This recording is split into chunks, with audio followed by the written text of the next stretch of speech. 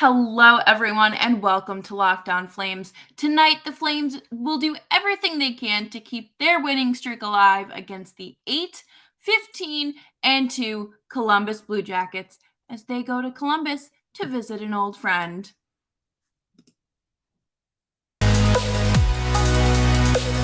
You're Locked On Flames, your daily podcast on the Calgary Flames. Part of the Locked On Podcast Network, your team every day.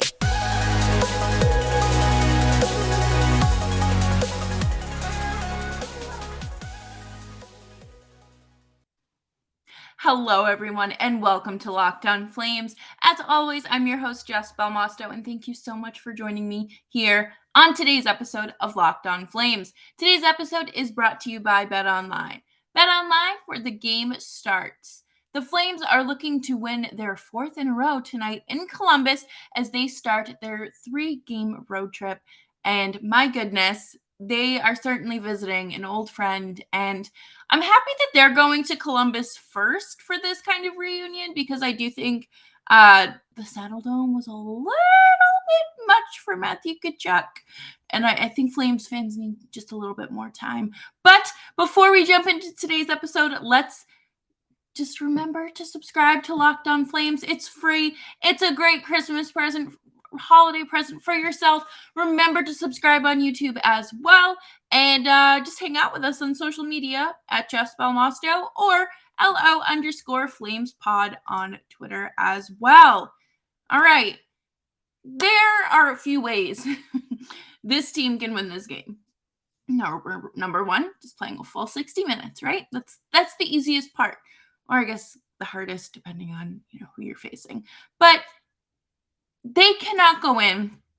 The way you lose this game is if you go in underestimating your opponents and kind of playing down and just kind of playing like the Minnesota Wild did. The Minnesota Wild handed that win to Calgary, and the Flames, they're coming off a massive comeback against the Wild, and the Blue Jackets are coming off an embarrassing 9-4 loss to Buffalo. That was a brutal game. That was something, I will say. But we know that the Flames have grit to them. We know the Flames can win. And we do know that the Blue Jackets have been kind of dinged up recently. They've been dealing with injuries from Voracek. Patrick Laine has been out twice this season already. Everyone has just been really dinged up. And they've had a lot of call-ups from their AHL affiliate, the Monsters. So I don't really think that the Flames have to worry too much about, high-end talent or anything like that. But I mean, of course, who knows Johnny Gaudreau better than the organization that he played for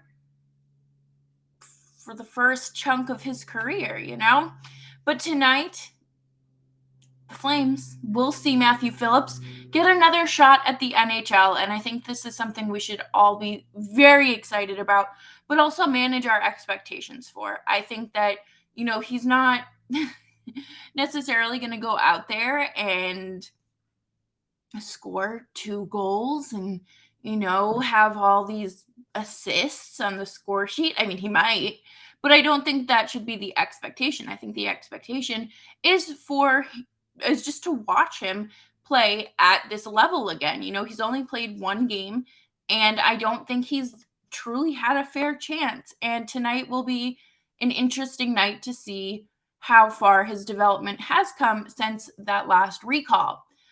I don't know who the starting goalie for the Flames will be. I haven't seen any lineups yet. It's only 11 a.m. here on the East Coast and in Ohio. So we'll have to see. And of course, I think it could be Markstrom. It very well could and should be Markstrom since he hasn't played in a little bit. But one of his 9 shutouts last season did come against the Columbus Blue Jackets. So say what you will. I think it's fair to go into this game with the expectation to win. I was personally shocked to see that the Blue Jackets even had 8 wins. It was kind of like last year when the Montreal Canadiens took forever to get to 10 wins. I was shocked they even had 15 wins by the end of the season. But hey, everyone kind of moves at their own pace here, and that's okay because, I can't dog a slow start. Look at what the Flames had been doing. So, we'll keep an eye out for that. I am certainly interested to see how Sutter manages that fourth line tonight, where Matthew Phillips is going to slot in. I'm sure Kevin Rooney is going to clear waivers. So we will just have to kind of sit and wait on this as the day rolls on. But before we talk about the 5 things you need to know about the Flames, we are going to take a quick break to talk about our friends at BetOnline. And today's episode is brought to you by BetOnline. BetOnline.net is your number one source for sports betting info, news, and analysis. Get the latest odds and trends for every professional and amateur league out there, from football to basketball to soccer and esports. They've got it all at betonline.net.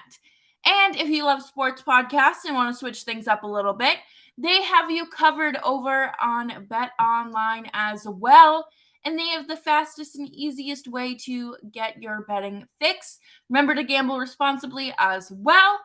Head to the website today and use your mobile device to learn more. BetOnline, where the game starts.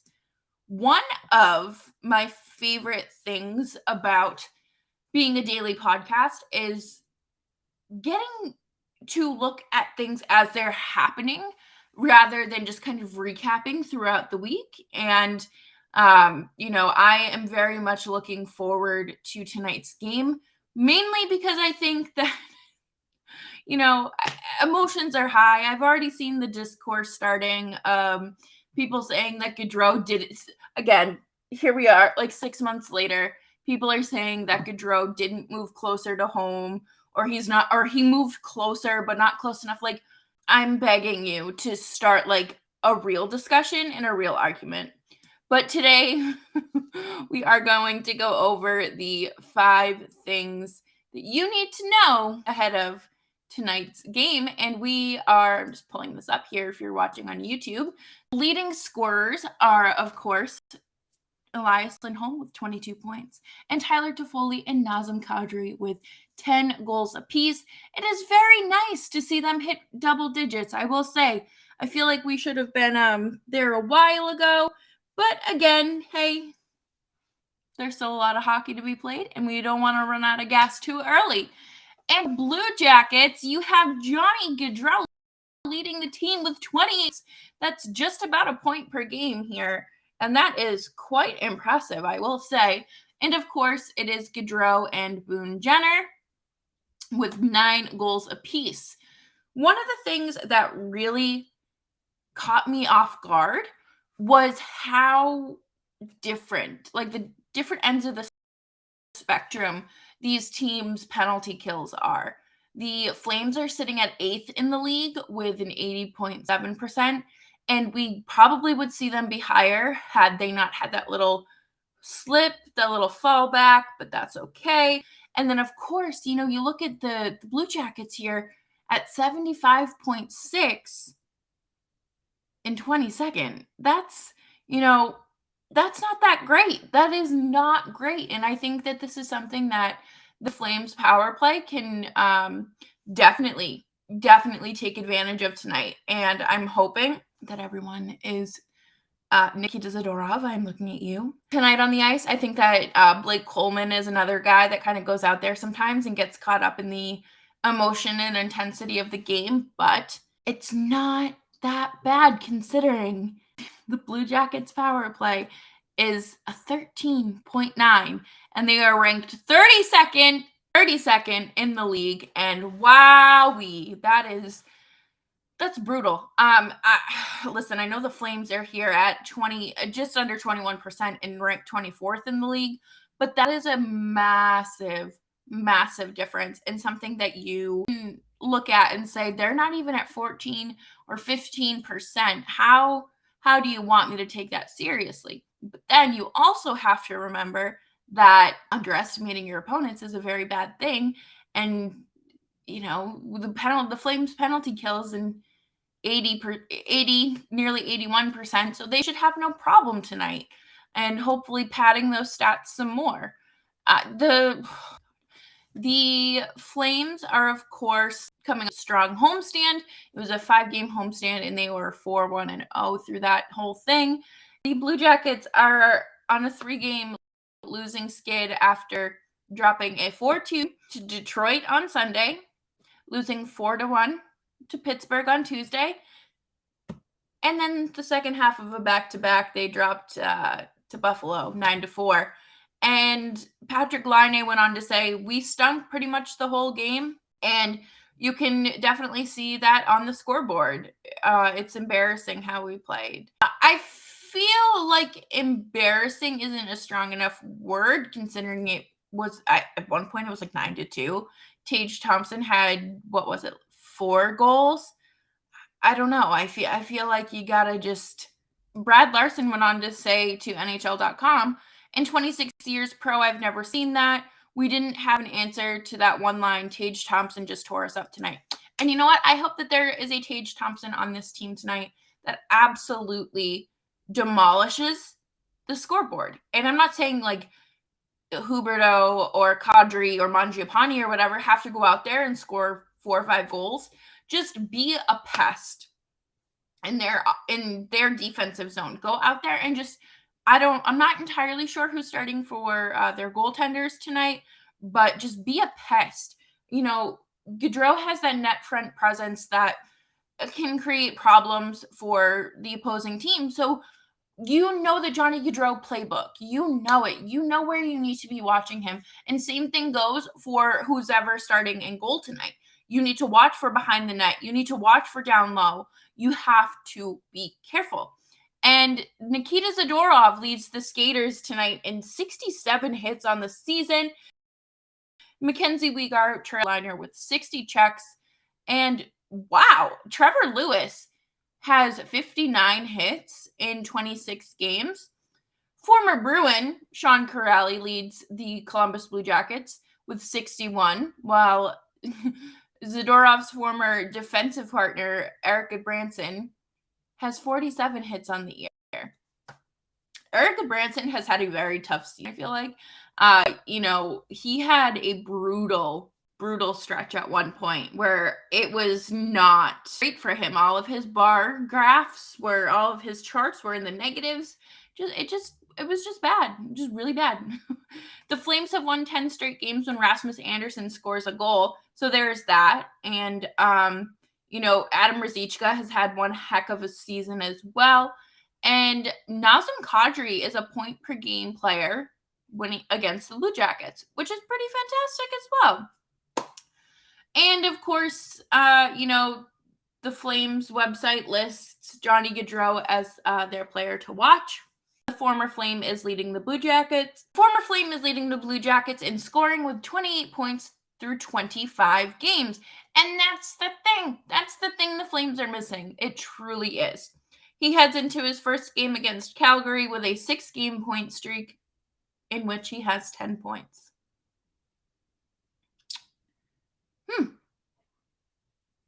I wonder if he misses Calgary. I don't know. I think he spent a lot of time losing, and that is just not fun for an athlete. And we know this. We have talked about this many times on the show, and it's not fun when you watch your team lose as a fan. But coming up next, we are going to talk about my players to watch here tonight on the Calgary Flames, and we will do that coming up next. And thank you, everyone, for tuning into today's episode of Locked On Flames. I appreciate you tuning in, and have never been more excited to talk about the Flames with you. So make sure you're subscribed wherever you get your podcasts. Follow me on Twitter at Jess Belmosto for live updates through the game, fun little snippets from the show, and whatever else you're looking for in life. But tonight's number one player to watch here is obviously plenty of games here in the AHL. This is so bad. He has played. It's so bad for the Flames. I should say that. It is very bad for the Flames because he is 24 years old and has over 200 games in the AHL, okay? He has 219 games played, 82 goals, 109 assists, only 36 penalty minutes, which I find very impressive, but 14 game-winning goals. I think that he's going to be so much fun to watch. I think that he was an absolute steal. He wasn't drafted until the 6th round. And, it's something about those late bloomers. I swear, he's not even a late bloomer. This kid is quite honestly, like, he's been tearing it up, but the Flames just quote unquote haven't had any room to bring him up. And I really want people to focus on him. I think that they are supposedly, I don't think it'll be today, but they are supposedly calling up the kid that's been centering him all season. I mentioned yesterday, but Rooney is on waivers, and Trevor Lewis is supposedly playing through something. And of course, Milan Lucic went out there and did like a 5-minute cardio workout on Wednesday against Minnesota. So we'll have to see how that slot, where Matthew Phillips slots in. We're gonna have to see how Sutter manages that fourth line, and I'm really looking forward to watching Matthew Phillips play tonight. I think that he's going to, it might not be tonight, but I think it'll be over the course of his time in the NHL. It will be silencing Daryl Sutter. I wonder if this small guy is afraid of the cannon. And I wonder, that's the thing. Okay, let me pause. I will not compare him to Johnny Gaudreau. And I don't think that we need to compare him to Johnny Gaudreau because they are two different players. They've come up two different pipelines, and they're two different people. But I will say Daryl Sutter has this thing against small players, but he worked with Johnny to kind of turn his game into something more, and he has the potential to do that with Matthew Phillips as well. But let's not get too ahead of ourselves. Let's watch tonight and just be excited that the Flames finally did the right thing here, called him up. He doesn't have to come in and be a savior. He can come in, get comfortable in the lineup, play against a not so great team, and just go for it. I'm so excited to watch him. I'm really excited to see what Ruzicka does tonight. I really, really like what he has brought to the lineup this season. And, he was benched scratched the first month of the season, I believe. And he had a dominant performance in the playoffs last year. He really has come wavelengths again in just a 6-month period. And you may not get that AHL performance out of Matthew Phillips here, but you never know until you try it. So we will have to see where that brings us tonight and what Matthew Phillips is going to provide to this Flames lineup. And I would say my other player to watch is absolutely Rasmus Andersson. This kid has been on a tear. He is having the time of his life out on the ice. He's definitely not like a Norris Trophy candidate by any means, but he is a very good defenseman and someone that can put up points. And like I just said a few moments ago about how the Flames have won 10 straight games in a game where he scores. I think that Rasmus Andersson should shoot the puck more. I think that him and Noah Hanifin work really well together, and I think that that's kind of something that has also boosted Noah Hanifin's confidence in terms of him also shooting the puck. So we will have to talk more about that Monday. We're going to talk all about the Flames road trip. We are going to talk about the reunion and Matthew Phillips here on Locked On Flames. And thank you so much for tuning into today's episode. As always, I'm Jess Belmosto. Thank you to BetOnline for sponsoring today's episode. You can follow me on Twitter at Jess Belmosto. You can follow the show on Twitter at LO_FlamesPod. And I will see you later.